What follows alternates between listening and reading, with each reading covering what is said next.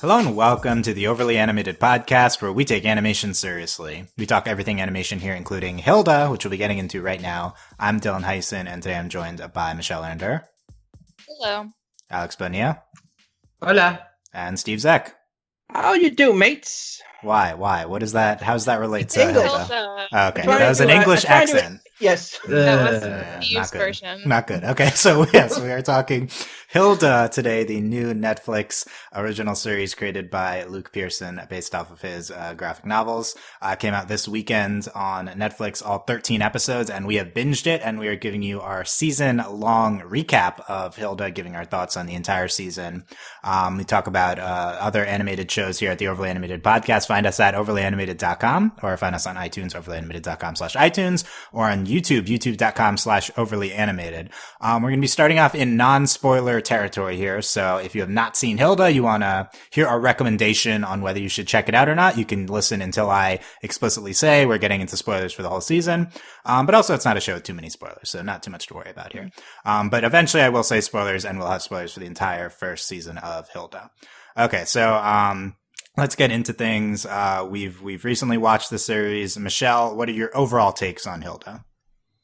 Oh man, I think we can all agree that when we saw the initial promo trailer launch for this, about 2 weeks, I think, before it dropped, I was so blown away. Just like the quality, like the animation, the cuts they chose, like it just like felt so epic. And I was like, what? Why have I not heard about the show until September?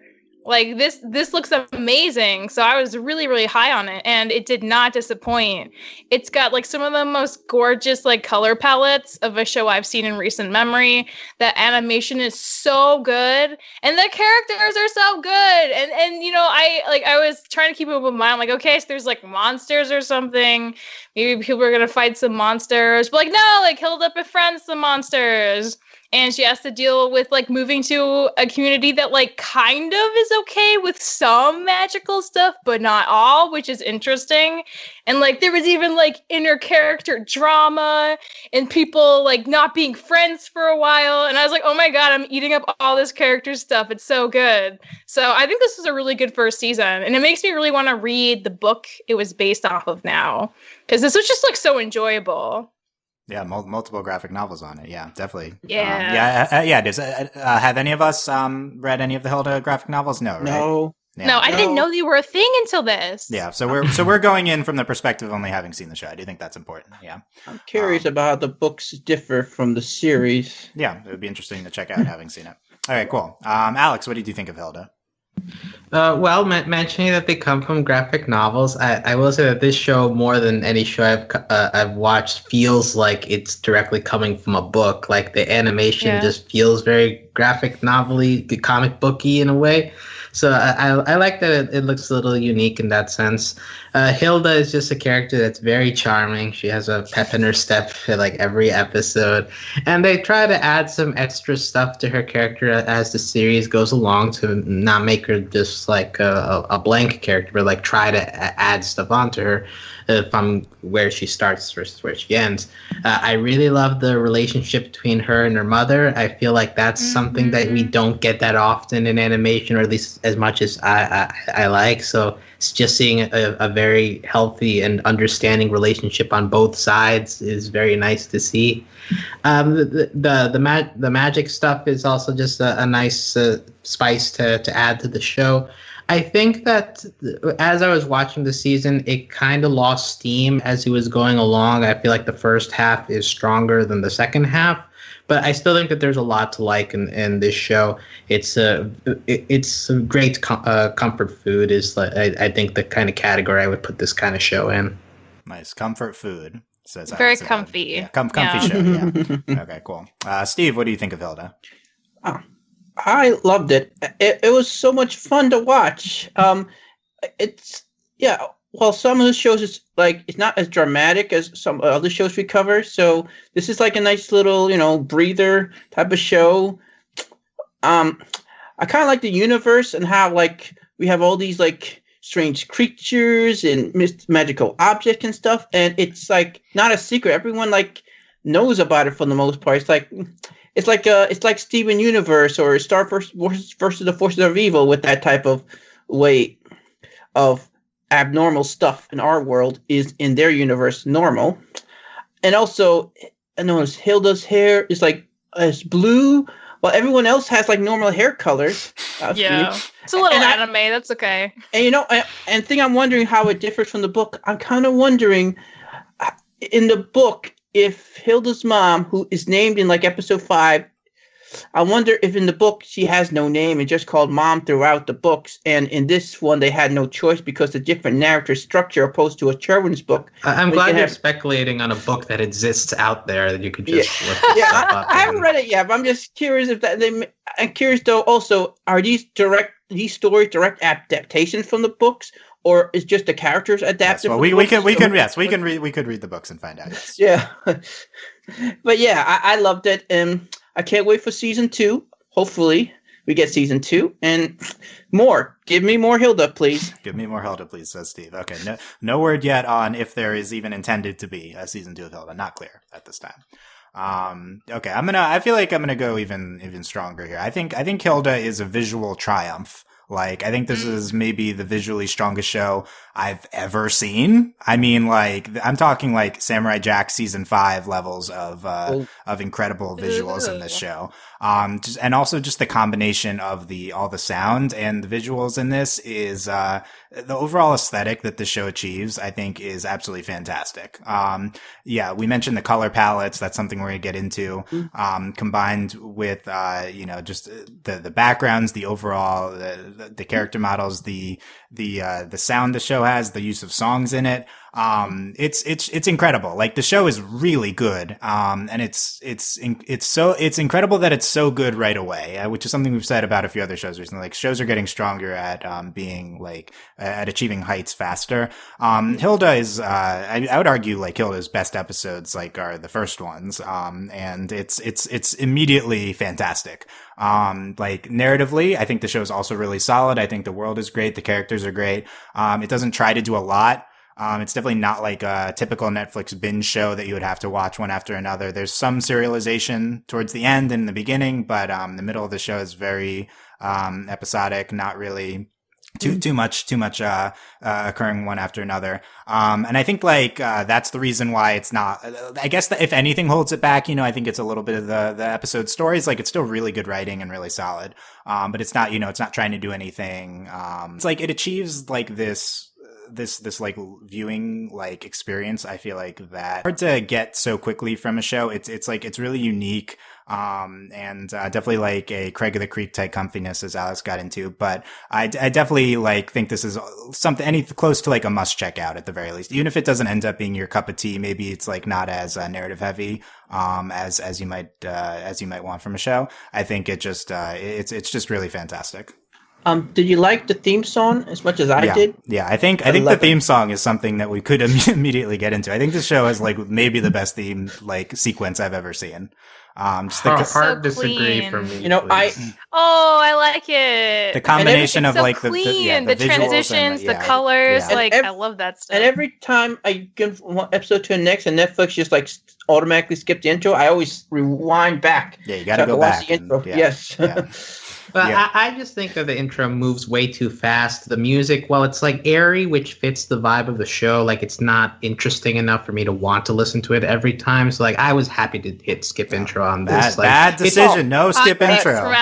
Yeah. Look, there are other shows that have intros that hold on shots that make you interested in the show. Like this, it goes bad. Like, she's running through every single setting that you see in this show, which is fine, like for like the first episode, but I just don't want to see that over and over again. Alex, you fiend.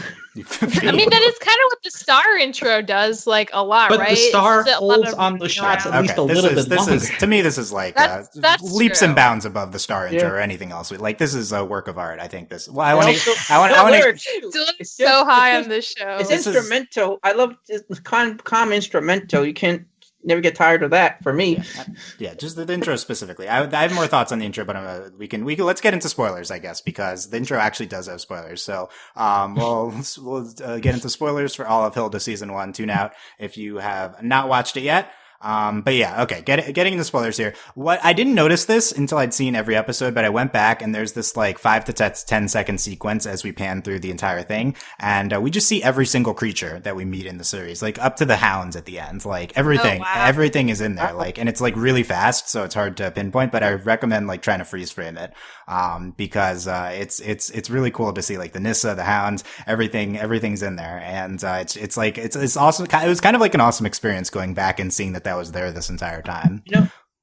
I think the show is maybe it's like a for younger version Gravity Falls in a bit and English.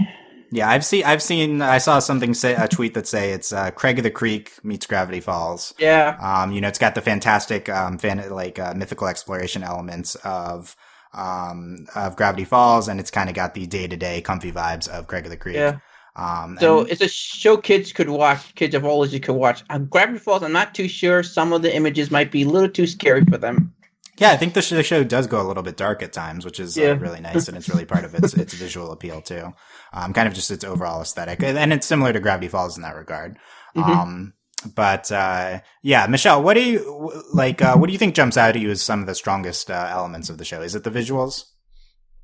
I mean, the visuals are just kind of like, that's part of what makes it so comfy, right? You can just like have this eye candy and this awesome soundtrack going on and just kind of like sit down with your tea and watch an episode and just feel good, which is definitely like, that's still very important. I do think one thing I was thinking about is something Alex was saying about Hilda's relationship with her mom.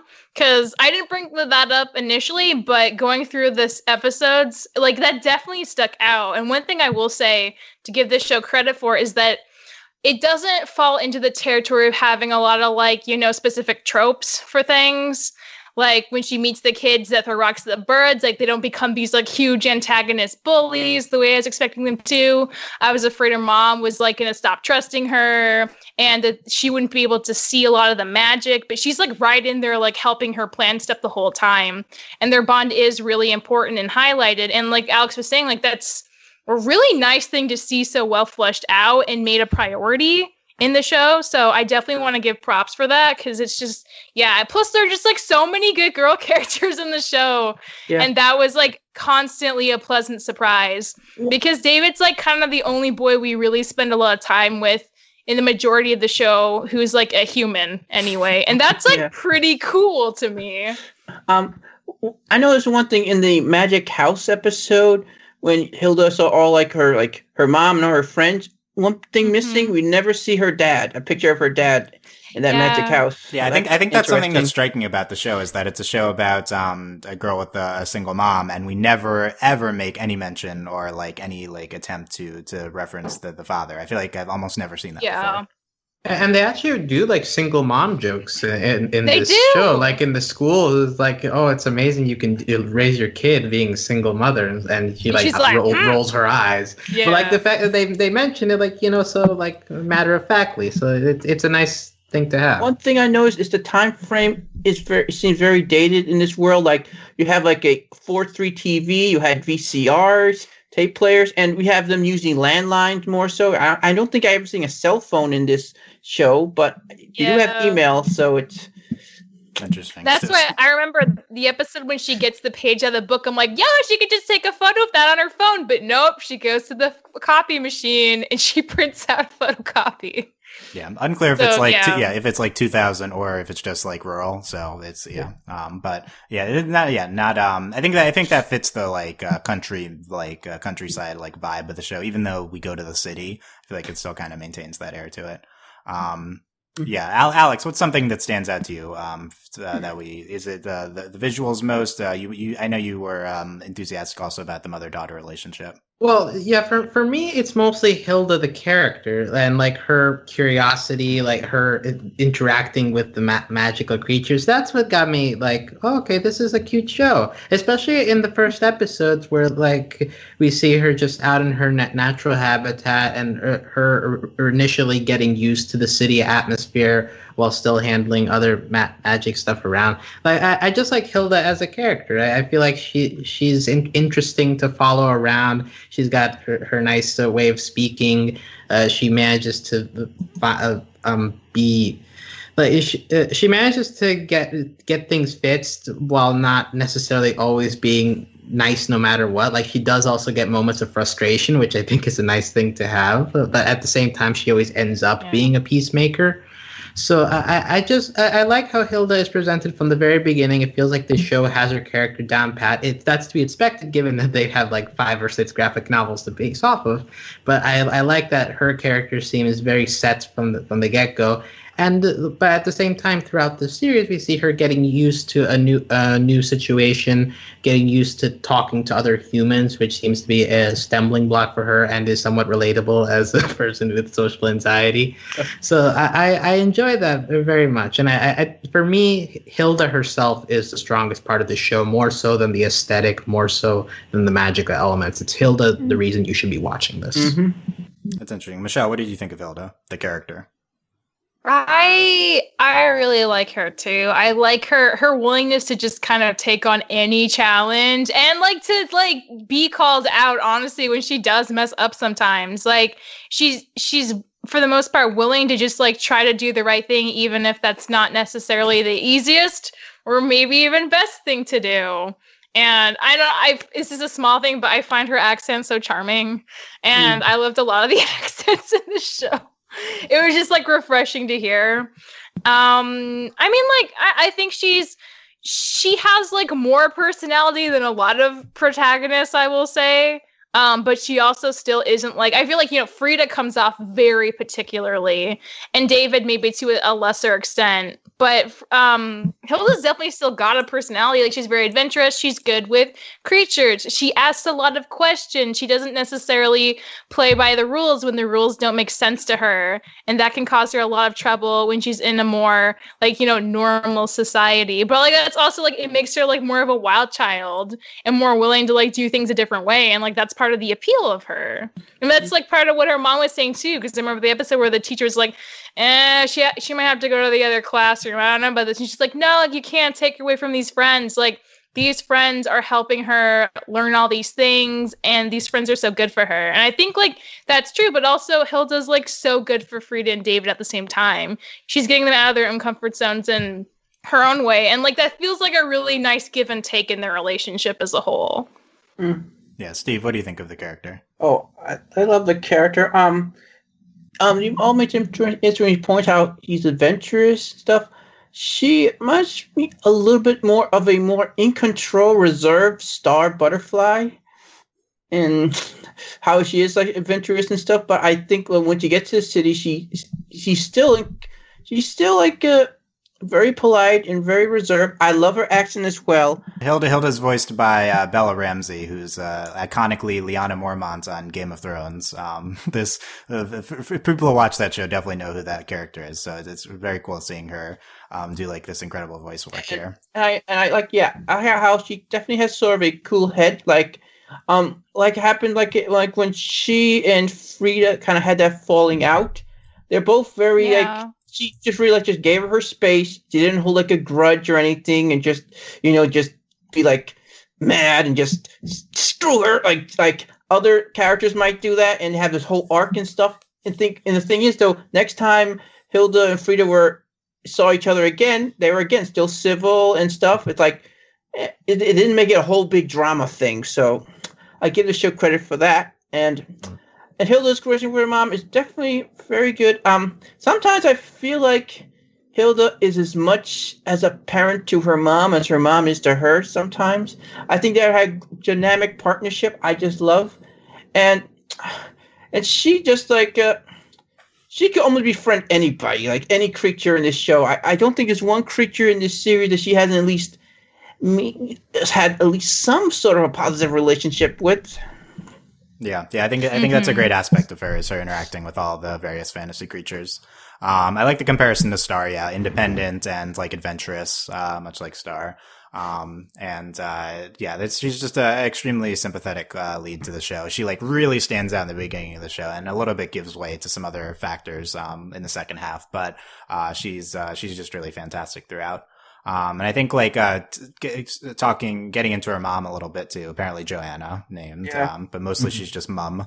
And she's very endearing. Yeah, so I think she's like a really strong character in her own. Like we learn a lot about learn a lot about her and her situation, some of her past, and her interactions with Hilda are always like really endearing. I will say that for me, what the mother Hilda relationship gives off is one of mutual trust. Like, and that's something that I feel like this isn't a portrayal of what the ideal parent-child relationship would be, right? Like, the child obeys the parents to an extent, but at the same time, the parent also listens to the child when the child has a point. And I feel like in a lot of shows, what happens is the child has a point, the parents ignore them for a long time until like the very end of the episode. It's like, oh, you were right all along. But then next time, the same thing happens over and over again. But like here, it feels like Johanna trusts Hilda a lot and is willing to like have meaningful adult level conversations with her,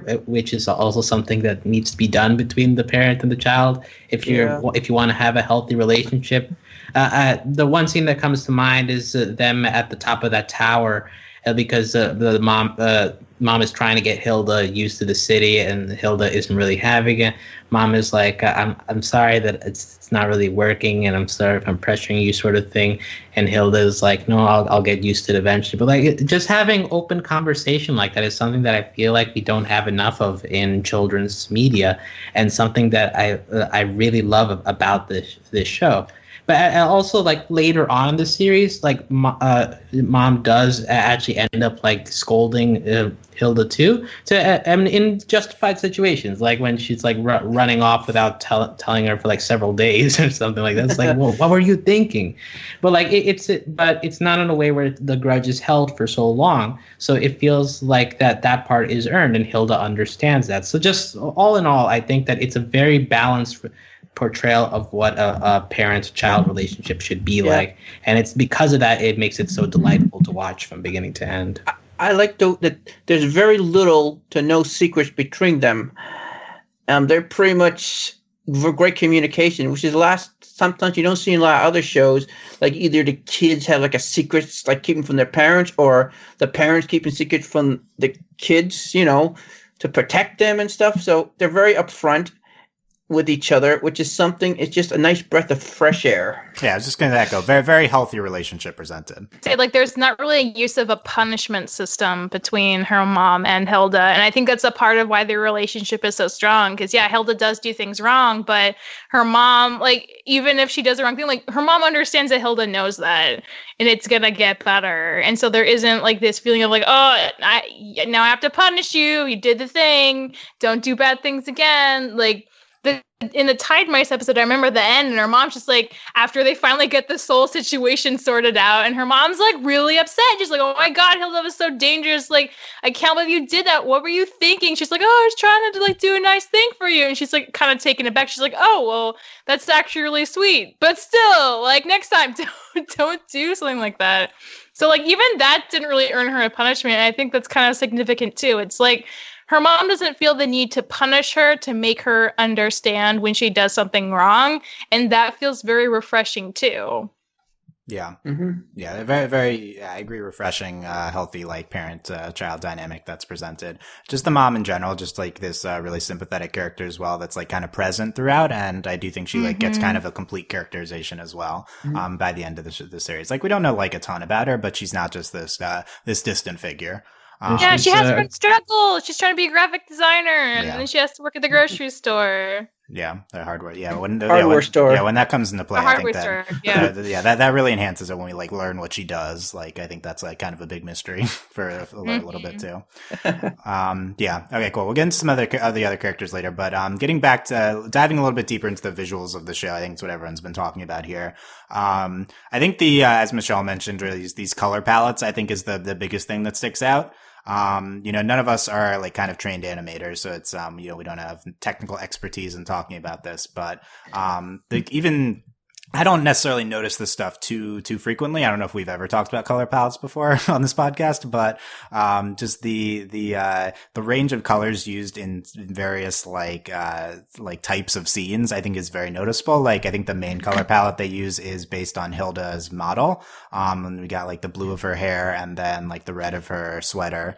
With a few other colors throughout. And, like that's like a really striking one that's, a lot present a lot of times. But then I think when we are there in like the shade or it's night, like her character's colored completely differently. She's, got these grays and blacks, and like everything has that, color scheme to them as well. Like it permeates throughout the backgrounds, the characters, everything they're wearing. Like I think it's fantastic. The other time I really noticed it was when we had this, like this one David specific episode or scene, and then everything got like very brown, like matching his model, like, and it really takes you into the mood of the character. But it's just so distinctive, I think, in what going through the series. Well, like it goes back to my description that for I guess the color palettes contribute to this, but like this is the show that feels most like it feels directly pulled from a children's book. Like it feels like that kind of art, that it's kind of like lavish in a way. Yeah, it's very colorful. So shapes are very like round. There's a lot of circles, like a lot of mythical creatures. Also, like the Nisse that then have like round heads. So like the deer fox is also like very simply drawn, but at the same time, like because of the fact that they're simply drawn, the animation can be very smooth. So just all like the style does make it stand out. But I think because like it adding to the whole comfy aesthetic, it feels like something that I could read from a book rather than have it watch on a TV. Yeah, which I think is like a really endearing style to come across, like you're watching a book, and I think it's just really like eye popping, and just really engrosses you into the world of the show. Yeah, and just the backgrounds, the way the characters look and interact with everything. I mean, like it's like endearing to like when you have like these long shots and you have these kind of smaller versions of them from far away. Yeah, that's really cute they're too. like they're really like tiny designs where it's basically just like a dot of eyes and a circle head. It's really cute still. Yeah. Steven Universe uses that technique Yeah, sometimes. It's always that's cute what when I they was thinking. The like farther away technique of getting rid of all the details. I also, for the record, just love the design of the Raven. He looks a lot like a dinosaur, but he's really cute. I love it. And his head also feels very round too. Yeah, it's very round. And very like, not a lot of detail, but it's just like an adorable design. Yeah, definitely. Like just every like so many endearing like fantasy designs too, which we'll get into. The other thing, the music that really popped to me, just the general soundtrack behind the show, I think is it really sets the kind of eerie but not like bad fantasy vibe, like engrossing and adventurous, but still like weird and unfamiliar. I don't know if I'm describing right, but like that's kind of the tone you get through all of these creatures. Like even the trolls, like where they're like scary, but they're not. They don't feel like super dangerous, I guess. Well, think about trolls. I always think of trolls are very small creatures, but they're like giants. Yeah. The trolls are really interesting in how they're presented here. But the music, and then another thing the show does, which really striking to me, is it licenses a lot of songs. Over half of the episodes have a licensed song in there, which is pretty rare for animation. I didn't notice. Like songs don't seem very poppy or very commercial, so it just goes over my head.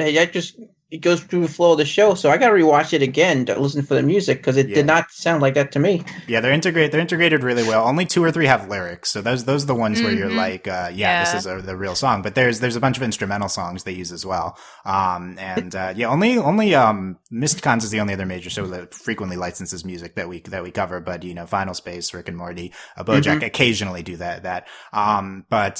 This show does it majority of episodes, and I think that's really fantastic. And I think the music choices that they have really enhance everything. And there's most prominent ones. I think episode 1, the song used there is 2 has a really striking one as well. And 8, there's a montage. We go through almost an entire song. In 8. And just really, really love that aspect of the show too.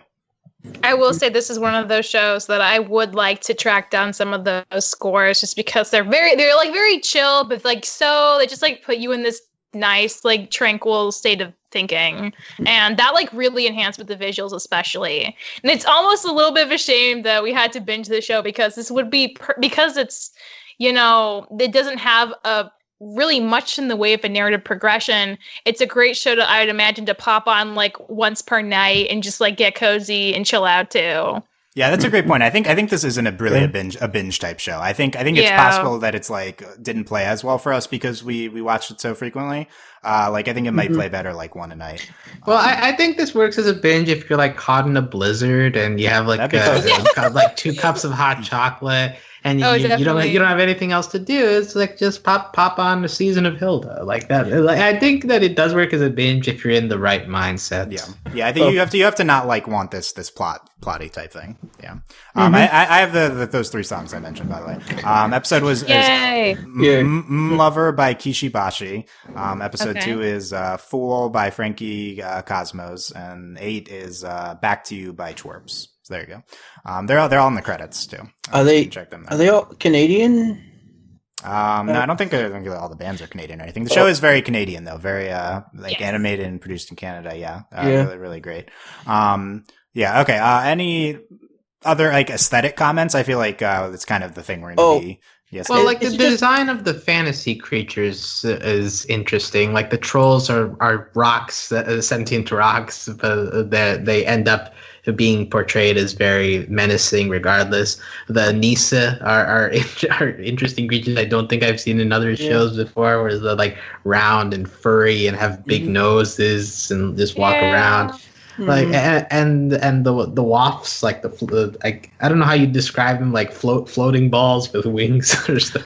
With the puppy faces, yes. Yeah, I like the variety of fantasy creatures they put in here, and they're creatures that I feel they're designs that I haven't seen used in other shows before, so that helps it to feel like a totally different world than what I'm used to watching these kind of shows. Yeah. Yeah, let's go through all the creatures, because that's a big aspect of the show. The show has elves, but they're elves very prominently featured. Yeah, very prominent, and also, but they're I feel they're unlike elves we normally see them. They're tiny and invisible, and they are obsessed with paperwork. Paperwork. Well, elves are actually so. Yeah, you like these elves. Yeah, Alpha. Alpha, and a similar sounding name too of an elf I like. To somebody else. A lot of elves in shows, but I don't think it feels treaded upon ground. I think that these kind of feel unique here. Alex, what do you think of the elves? Well, I did the weird detail of them being obsessed with paperwork was weird enough to be okay, this is unique as well. Not something I would have expected, and they keep coming back to it too, so it feels consistent. And I also like the whole fanciful idea of just creatures that are so tiny that we don't really notice they're there, except if we sign paperwork to be able to see them. It's just such a weird idea that saying it out loud doesn't feel right, but watching the show, it's okay, sure, that makes sense. They managed to use it to their advantage in the later episodes of them being tiny. That helps them to do various tasks. So I like the integration of the elves as unique as they appear in the first couple of episodes. I don't understand why it took Hilda and Outvote so long for Hilda's mom or Hilda's friends to sign the contract so they could see him. You should do that right away. If they know about his existence, sign the paperwork instead of making. And I don't think David. Look, people are skeptical of these long terms and conditions, Steve, and I think rightly so. And if jury's still out, if David has signed a contract yet, probably doesn't seem like it. I think that's a nice way to integrate some amount of serialization into a mostly episodic show with the which character can see Alpha at this point, and I think that works pretty well. Michelle, what do you think of the elves? They grew on me. At first I was like, this is a lot of elves and they're very pesky and like just let them live in their house, guys. It's already been like 3 generations at this point. But our elf is special, and the fact that like they discover different elves and like the amount of importance that paperwork of any form has in their like immediate lives is hilarious to me. The postal system was great. They definitely grew on me over time. I really liked the concept by the end of the first season. Yeah, I think when we like meet the Lost Tribe, I think that's really enhances the elf stuff that's going on. They don't know what to do with the hostage, so they like keep his hair nice from the books. It's so good. Yeah, is the David bug in hair gag the best gag in the show? Yes, right. It's really great. Interesting. Most consistently presented thing. There's these concept of that you need to like you immediately see them when you sign the paperwork. I think there's really great moments throughout the series with that. I could use without the first episode. I think focusing so much on like the elves' political situation. Like at times felt like a Brexit commentary to me. I don't know if that was intentional, but wow. I don't know. It's very like compared to the rest of the show, it felt very like political. So, Steve. Yeah, interesting. The first episode had this pilot short right before the main plot of the episode. Yeah, that was my favorite part of episode 1 was the lead up to the intro sequence. Yeah, with everything with the troll. And I think that's fantastic. But yeah, Alpha in general, he's like a really sympathetic character. I think we use him well throughout, and the elves are just this really cool concept. Mm-hmm. I think the other most prominent fantasy ones are the trolls in this show. Kind of surprised we didn't like the trolls weren't like our final boss. Because like that wall, I mean, that has to be dealt with at some point. That's so like every troll we've seen has been totally misunderstood. And so like clearly that must be leading to something bigger. I hope so. I wonder if that's a take on the Great Wall of China. Well, what if it's a take on the existence of walls in medieval society? Oh my god, so yes. Like, the ultimate an emotional wall? Well, is it metaphorical in that regard? I didn't want it, but I'm sorry. I just couldn't help but think of Attack on Titan when I was thinking about that wall. Okay, no. I could see it, but yeah. Yeah. And you know how I feel about that show. There are trolls in the wall. Alex, what do you think of the trolls here? Well, I think they're fun. Like the very first episode where you have the introduction of them and like setting up. Okay, at night they're very dangerous. During the day they can't do anything. That's fine. And then later on they like pop up again and again. You have the baby troll rock that David deals with, and the mama troll coming to look for him. But we have set up already from the first episode that Hilda is able to befriend even the trolls. So like that helps matters later on in the season. So yeah, I like the trolls just as like a background menace, but like not something that we need to lean on for villainy. Like it seems that this show has done a good job of mixing up its antagonists per episode, so I appreciate that. But yeah, the trolls are nice. I like sentient rocks. You like sentient rocks. As a fan of the Steven Universe, I enjoy sentient yeah. rocks. Yeah. Michelle, what do you think of the trolls? I like the trolls. I find it interesting that like 2 of the creatures we spend the majority of an episode with are just trying to get their babes back from people being dumb. Like that's interesting that this keeps happening. But like the trolls, it's so sad. Like to keep them out of this nice little coastal area and to just have this like really intense reputation that everyone doesn't trust them. And to have the troll only break through to get its kid back and then immediately leave, like you'd think that would cause a little like, oh yeah, maybe we were wrong about trolls because we literally never see one because we keep them out all the time. But that might be, conversation later down in a future season. But I mean, that just from what we've seen, like the trolls have the potential for danger, but only if you really mess up in, really catastrophic ways. But I mean, I wouldn't say Hilda's even necessarily like friends with any trolls at this point, but at least she knows that they kind of only just like do things when they're provoked or they need to like literally save their child. So I like the trolls. We don't really know a ton about them except for just the fact that humans really don't trust them. And I hope that comes back into play later.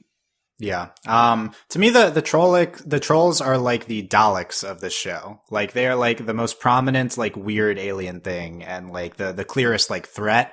And it's like, okay. I just want to see more trolls. I in Doctor Who, like I always want the Dalek episodes. Like, and like, I was disappointed that we didn't get trolls at the end of the season. Like, it feels like this is like the big threat in the world. Like, we have a whole wall to keep us out from trolls. Like, whenever, like, it definitely feels like we're in danger whenever there's a troll on the screen, compared to maybe other threats in the show, which feel more fantastical.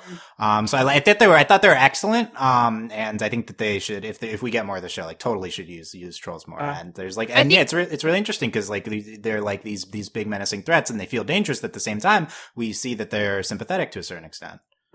I think the trolls and the giants are the two that have the most mythos for what we found. Like, yeah, the trolls because the humans literally created a wall to keep them out, and the giants because, you know, they used to exist and then humans cropped up and they're like, oh no, we're too big for this world now, we have to leave. But they said in one of the first episodes that there's one giant that has to constantly keep watch for danger, and like that's its whole job forever, basically. So I find that fascinating. Like, if all the giants leave, will disaster befall humanity?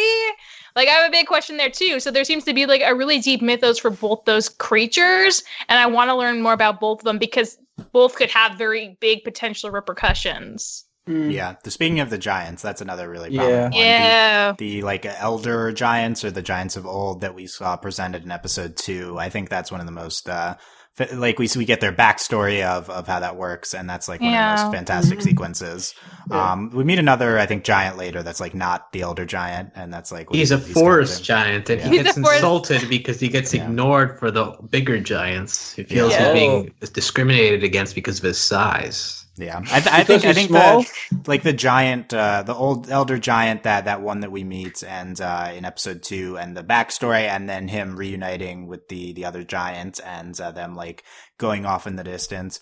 That was so good, so successful for me. All of that, to the extent where I think like episode 2, I think is the best episode of the season. Because all of that giant stuff was so incredible. I like the roller coaster ride with the relationship with Hilda, how she does everything to befriend them, and at the very end they destroy her house and don't really care. They just very interesting like dynamic how they kind of wrote the house out of the show. Yeah. Alex, what do you think of those giants? I like the giants. I like that they managed to develop some kind of romance between them. Oh my god, the mountain giant! Star-crossed. Like you were waiting for me for hundreds of years, and you. But I appreciate that sort of thing. But actually, just touching on what Steve mentioned about like the stomping of the house, something that the first 2 episodes had was the sense of, because they're living out here in the wilderness, the sense of danger of like jarring moments, such as the giant stomping on the house after this lovely moment. Also in episode 1, where the elves are wrecking their house and they have no idea what's going on. They're just like shouting like what's going on. Like those little moments felt like, okay, this show is being a little bit more jarring than I expected it to be for like the cozy vibe. But interestingly, I feel like we never get to those kind of moments later on in the show. So at least for me, episodes 1 and 2 feel a little bit more interesting, and I wonder what the show would be like if it was just Hilda in the wilderness without adding to this the whole going to the city vibe. I wonder what that kind of show would be like, because episodes 1 and 2 just feel different in tone to me than the rest of the season. You know what they could do? Perhaps do some flashback episodes when she has adventures when she lived out in the woods. Yeah, that might be cool, because I agree. I mean, maybe like the harshest thing I could say would be that I think the show was more exciting before we moved to the city. I do feel like there was this mythos to living in the wilderness that we a little bit lost, and then when we went back there, when like towards the end of I think that was like, right, the Woodman episode, right? In the house in the woods, yes. Well, I think another thing. I don't know if we want to shift to talking about other characters, but for some reason, I feel like when the story shifts to Hilda with David and Frieda, I'm less interested with them when it's just Hilda. Like there's something about their chemistry that never clicks for me throughout this show, down to the end where like they have the grudge between. Frieda ends up like causing problems in their relationship. Then it's just Hilda and David for a bit, and then Frieda gets caught back together. But like all of that, I just never got invested in it. But when you weren't that into the main narrative arc that we end up getting in the season is this conflict between Frieda and Hilda, and you're saying you weren't that invested in that. No, I when the show goes to Hilda dealing with magic stuff by herself or with Alpha or with her mom, I love that stuff because I think that Hilda on her own is just a much more interesting character than those other two, and it feels like those other two characters are kind of dragging her down. I get the point to like adding to the Hilda is to dealing with humans, like trying to figure out how being a friend works with just normal people. And I get that part of adding to her character. I think in the end, it ends up being a positive for her character. But at the same time, it's just not as flash as when it's just Hilda. Yeah. Michelle, what do you think of that? Were you invested in the conflict that we ultimately got between Frieda and Hilda? I mean, I was invested because it's like, wow, they didn't wrap this up in one episode. So yeah. It's a real thing. And the fact that, Frieda especially, I kind of hate that they like threw in this like, oh no, there's this evil teenager that's literally forcing her to not hang out. Because I think like it would have been more interesting to just be like, yeah, like she might just like not be friends with you ever again, because that's something that happens in relationships, especially when you're a kid. But I mean, I liked that, Hilda kept making a few efforts, but also like they kind of had to be thrown into a situation where they're like, no, like, how are you doing? Like checking in with each other and be like, we do still want to be friends. Okay. Sorry for being dumb before on both sides. Like, yeah. I liked that. It felt, I'm glad because, like, there's so many shows where there really isn't much conflict between the main cast, or if it is, it comes, like, seasons and seasons down the road, where it feels like the writers are like, oh, wow, we need to do something. Maybe they fight each other? And this, like, felt, like, pretty normal. Like, yeah, once you're friends with somebody for a while, like, of course you're gonna fight. I mean, that's just inevitable. So it was nice to see it be a thing that was tackled so soon. And especially to see how Hilda's perception of the potential friend breakup is very different from David, because David and Frieda go back way farther and they have way more history and they have different stakes in that case. And I like that it was different for everybody, what their relationships were. I was thinking the episode ended when Frieda and Hilda had their falling out. I was thinking, was this adapted from a book? Like, did one of the books end with them not being friends? That's a pretty dark ending for a children's book. Yeah, I think it was their attempt to tie the last several episodes of the show together. Like, I think that was their main narrative thread, and it did feel really it felt really consequential coming off of a bunch of episodes that didn't tie it all to each other. Like I said, though, I'm glad though they both seemed very mature in the whole situation. They had a little fight, but it was not really a whole over dramatic thing like you see in a lot of other shows. Like when both sides got to be very stubborn and not realize any faults of their own. They both realized that it's their fault too. It's not completely the other person's fault for whatever thing tore them apart. Yeah. I think I like how they're back together at the end. It felt very mature, everything we got into. Michelle, how about Frieda in general? We haven't talked too much about that character. I love Frieda. I love that she has such because this was like, she had a legit arc. I mean, I think David did too, to a smaller extent, but Frieda really did, because she came in knowing exactly who she was and always being the one in charge of things and being so organized. And then she just crumbles when she has the realization that like the world doesn't work exactly the way she thought it did. In her case, the ghost literally cleaned her room. And I love that Frieda's like secretly a really messy person. I think that's amazing.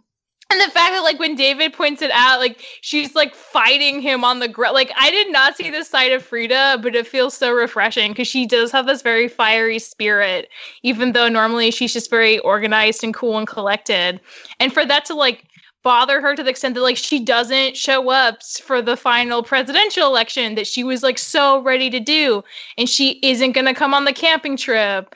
And, like, I mean, that says so much, just because she cared so much about getting badges and having this very certain sense of herself through the entirety of the earlier part of the season. Like, to see her just like be so concerned about like what this means, like not knowing herself, and especially like she gets into how like she feels this clear pressure from her parents to be this perfect person, and the real crux of like the struggle for her is not knowing how to essentially break the news to her parents that like she isn't that person.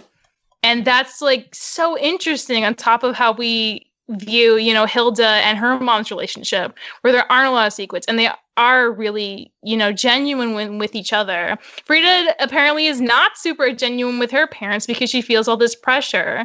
And we don't really spend a lot of time with their parents. We don't know how that comes off. But I think like there's just like we learned so much about Frieda in the last handful of episodes. And I think that's so interesting because like, yeah, she is going to have to kind of be a new version of herself now. And that's totally new territory for her. And that is really hard to confront when you're not used to like having to worry about that. So I really like her. I'm really glad they did as much as they did with her this season. That was a very pleasant surprise. And I think she's a very strong character based on the other characters in the show. Like definitely, you know, as interesting as Hilda for sure. Nice. Wow. Yeah. I love that analysis on Frieda, and I think that's really awesome that we got into all those things at the end with her. I thought she was a really sympathetic character, and her and Hilda and David's relationship was awesome. I think like, I guess my take would be that you described it better than the show presented it for me. Like the things we got into at the end, I feel like I didn't get all of that so directly from the show. So I guess I would have liked to have gotten into those kind of things a little bit more specifically with like her and her parents and how it related to like how her worldview came apart with the ghost thing. You know, it felt like we only touched on that a little bit. Mm-hmm. She left a lot unsaid, and it was more, I feel like you pick up how she responds to things after this like crumbling of her worldview of herself, that you really like start to understand what a big deal it truly is. Just because like I think for me, like, yeah, they don't spell a lot of things out, but I do think they have a really good subtle way of showing it just based on how she responds to future conflict after chapter 9. Essentially. Well, I want to say, like, I think the show does spell it out and pretty, like, on the nose. Like, she literally says in the bedroom, I don't know who I am anymore. A normal show maybe would leave that up to interpretation, but this show just makes the character say, like, yeah, I'm in a total existential angst right now. And so, like, I think that this show, the problem isn't that it's too subtle, but, like, more like it's too on the nose. It says that here's my problem, and then we just move on. Like, we just ignore Frieda for like 2 episodes, and then we come back to, oh, okay, she has the nightmare lady now being her so-called friend. So I think it's more an issue that because of the fact that at the end she kind of ceases to be a main character, but because that we don't have the time with her to really get that part of her character down. Like they just say, it's like, okay, there, you know, let's move on. Right. So maybe it was. I think Michelle was describing it as more of like a thing that was ongoing in her life at the end, and yeah, maybe I didn't get that because she wasn't as present, or we didn't get into it past that episode. Maybe that's it. Maybe it's a serialization thing. I think Frieda realized very quickly on that she really wasn't mad at Hilda and David. She should have been more mad. She had her own issues. Her issues there were more internal than external.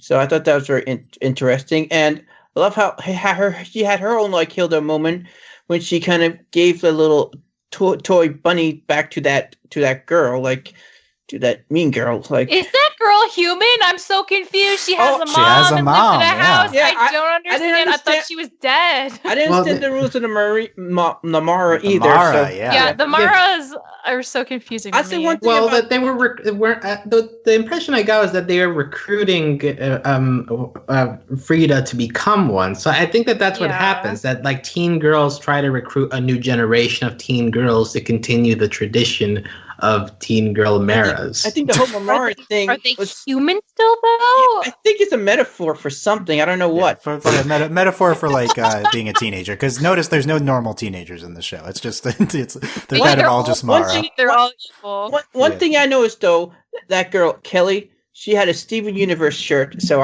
she can't be all bad. Yeah, she's a Steven Universe fan. Yes, because all shirts with a star are Steven Universe. In our world, yeah, that's true. Sure.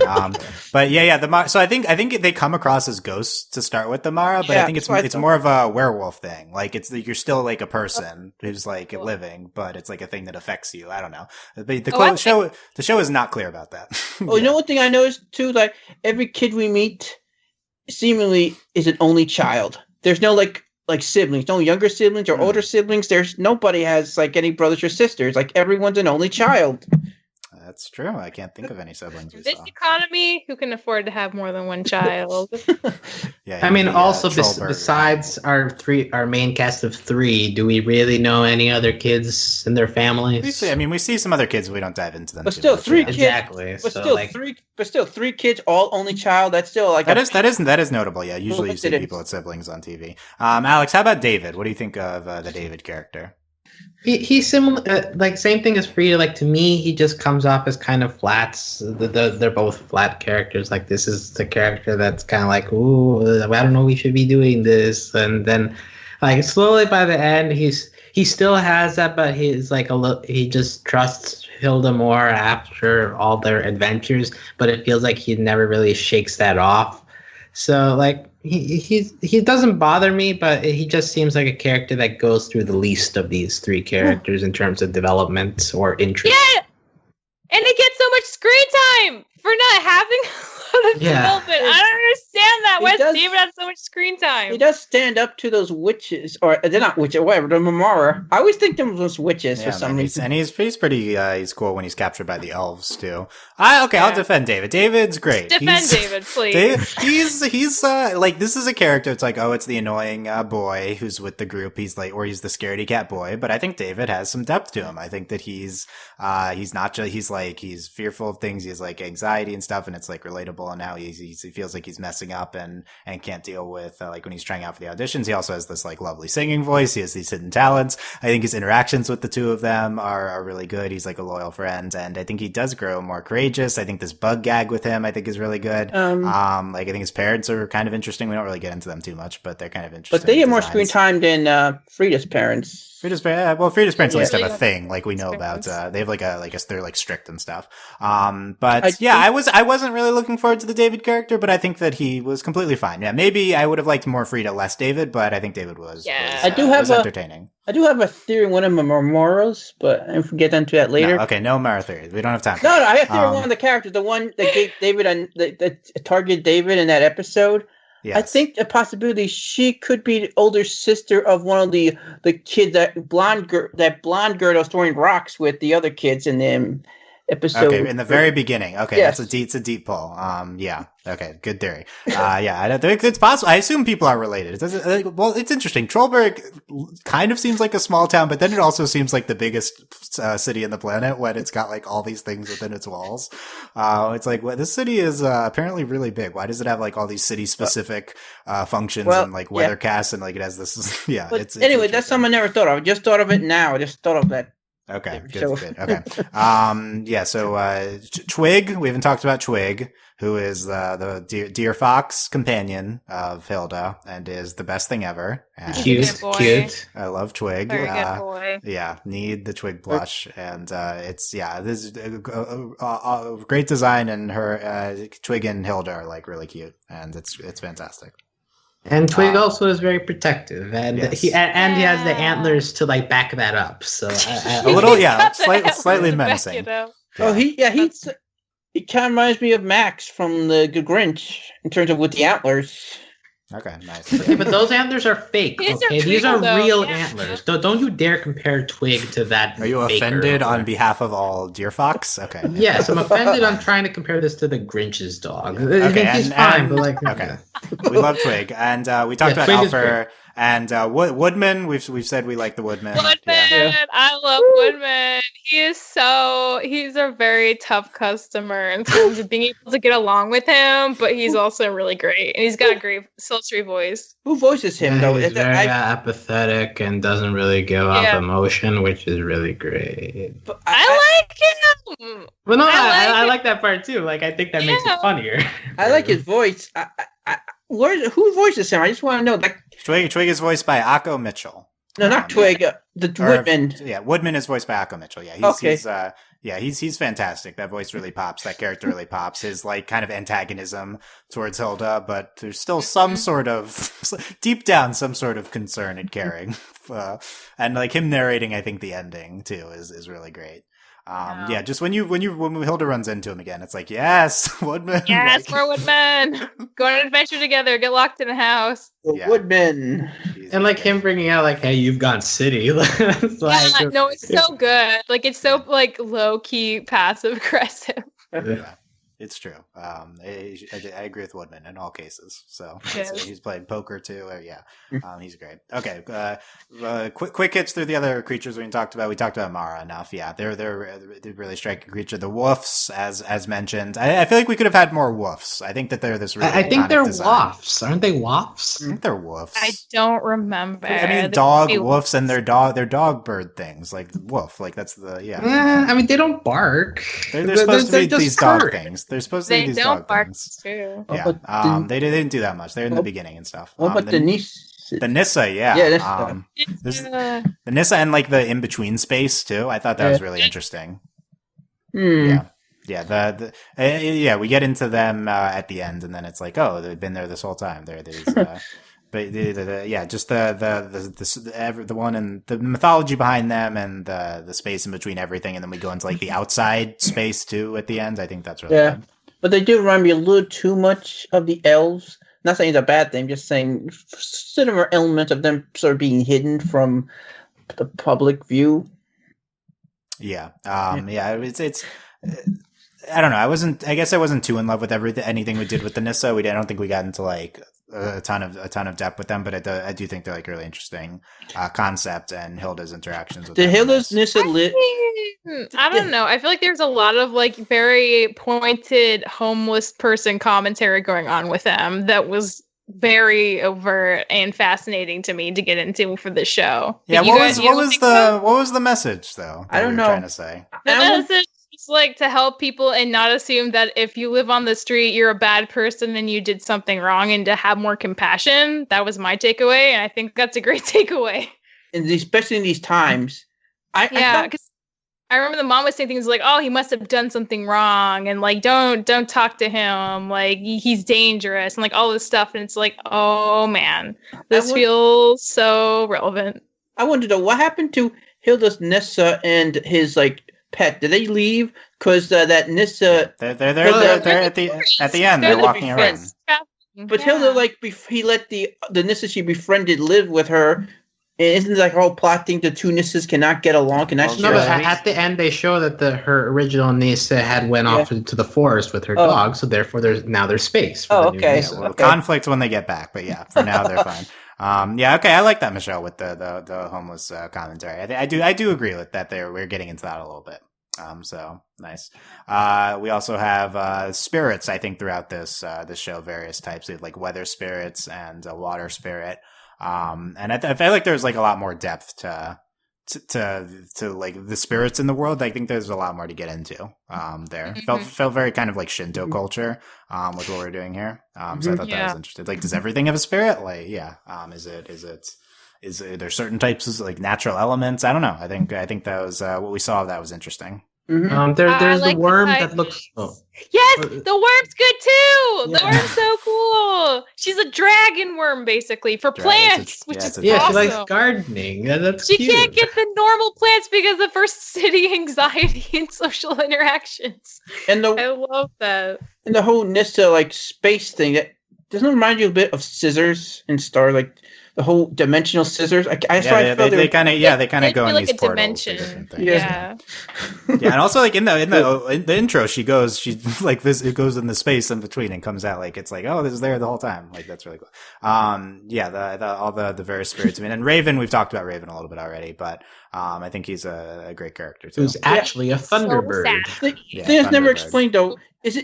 Could he only talk to certain humans? He can talk to anyone. He just chooses not to talk to everyone. But how come Joanna really never could understand him at first in his debut episode? He just didn't want to talk to her? to I her. assume I don't he think he talked would to have her. talked to Yeah. her. I Yeah, don't he know. didn't trust her. Maybe Oh, okay. All he right. did kick him out of the apartment and put him on the windowsill. So I don't blame him. All right. Yeah. Well, Okay. before that, though, so and he had a chance to talk to her. I don't know. It's a little confusing in the beginning to me, but Well, I think Hilda. I think she told him like not to say anything to anyone else until she got Yeah. back. Yeah, He that was the- what that right? was. Yeah. Yeah.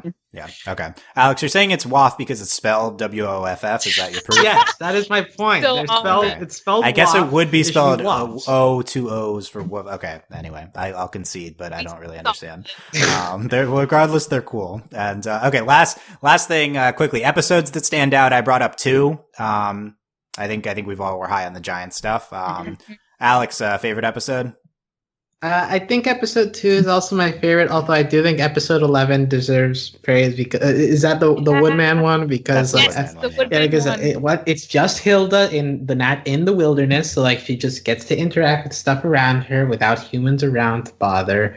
The Woodman is a great comedic foil for Hilda, and the house framing device itself is interesting. Although I feel like I've seen the story before of like, okay, just think of enough things and the magic thing will malfunction.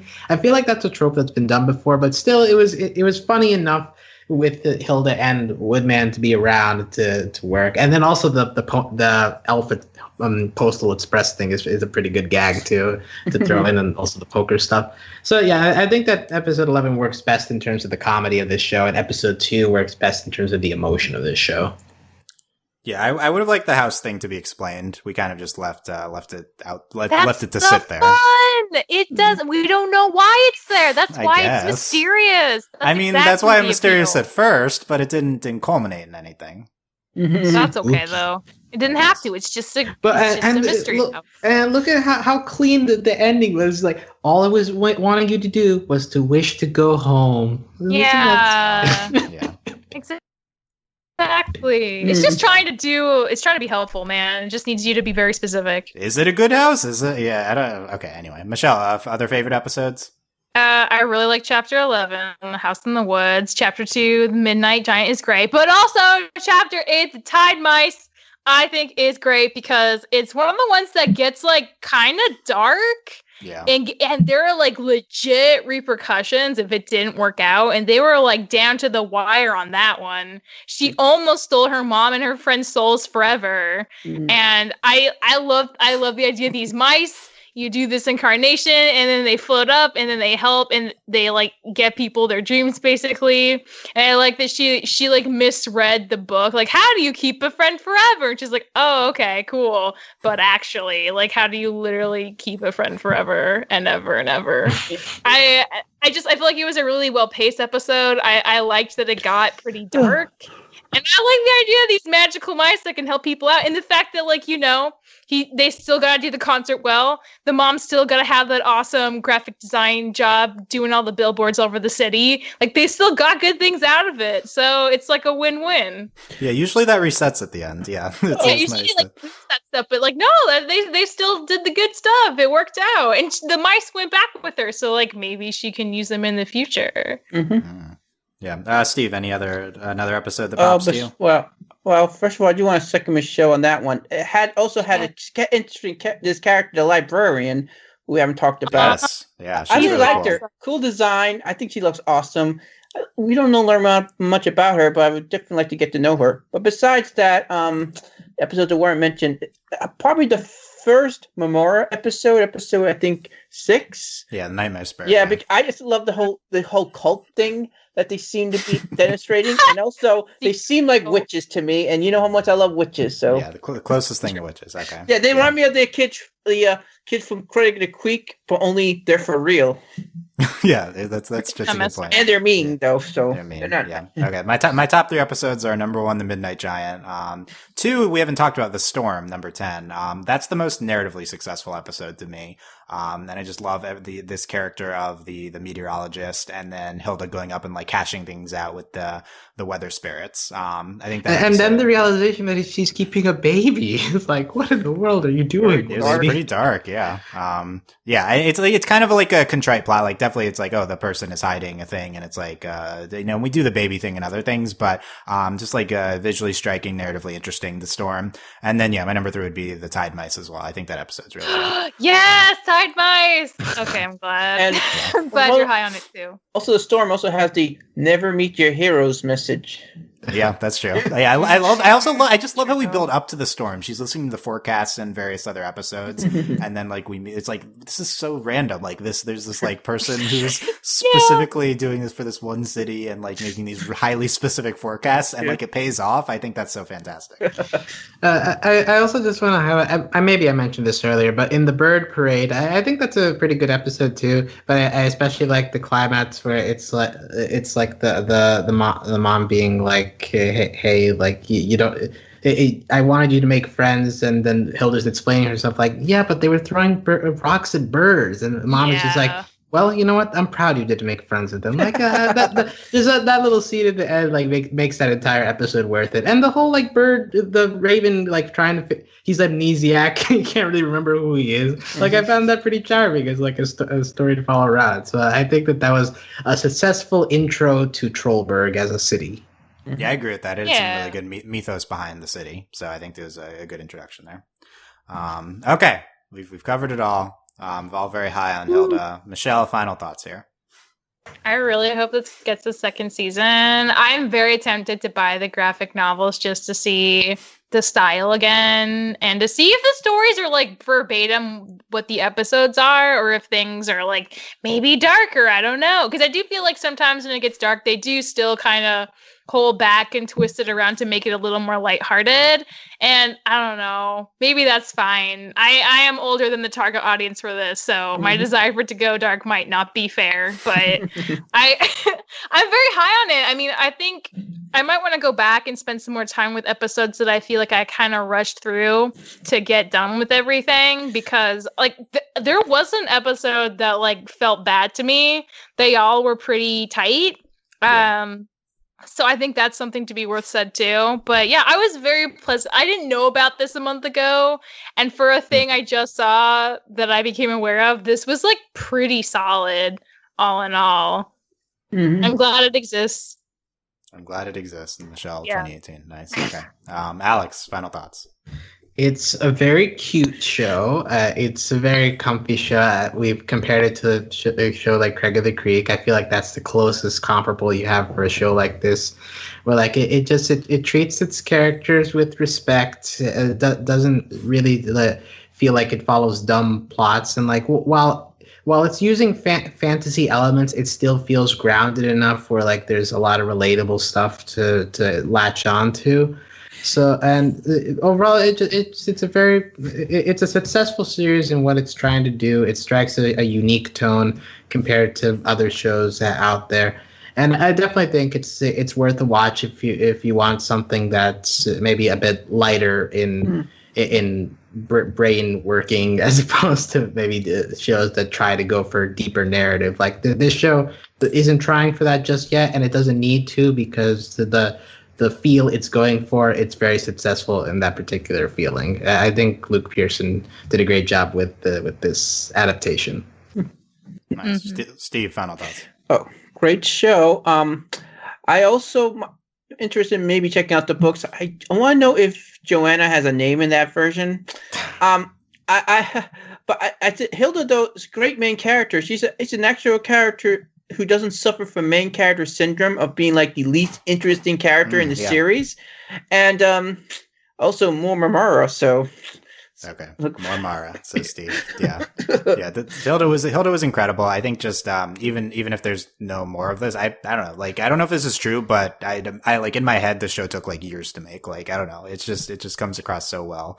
So intricately made. Mm-hmm. It's this show compares favorably to other new shows that have premiered this year. Maybe even the best one, this or Craig of the Creek. Like it's so good. I mean, it hasn't had time to like grow like Craig has, but It's just so visually striking and so like complete of a show. I do think it's like held back narratively a little bit, even though it's like very narratively competent and good at times. I think we can go for some more complex things here, some more serialization, and it would really enhance the show a lot. It doesn't need to like not be what it is. It is, you know, it's like this comfy simplistic show, and I think it is what it is. But we could dial it up a little bit. Like I think in the middle episodes, I got lost a little bit in just kind of the 4 to 8 range of just the episode specific plots over and over. So yeah, I think just really great show. Definitely going to be revisiting these episodes just to see them again. And yeah, I agree. No bad episodes here. Yeah. And, just really fantastic. Really enjoyed checking out Hilda this weekend, and let us know what you guys thought of Hilda as well at overlyanimated.com or on our YouTube, youtube.com/overlyanimated. Leave comments there. Let us know what you thought. We have a Hilda channel up in our Discord, overlyanimated.com/Discord. Come talk about the show there as well. And you can consider supporting us on Patreon, patreon.com/overlyanimated. Thanks to all of our current patrons, especially our patron of the podcast, Hope, aka Katara. And thanks to our patron executive producers, John, Ryan, Steve, Alex, and Hugh. Busy Netflix releases these past few weeks. Check out our Dragon Prince season-long podcast, our continued BoJack Horseman coverage, and everything else at overlyanimated.com. Luke Pearson was a storyboarder on Adventure Time. You can go find our Adventure Time finale discussion from a while ago. There you go. Really? Yeah, not that one. Still prominent. All our Adventure Time finale coverage. You can check that out as well at overlyanimated.com. Yep. Thanks guys for listening. We will see you next time. Bye. Adios. Bye. Bye.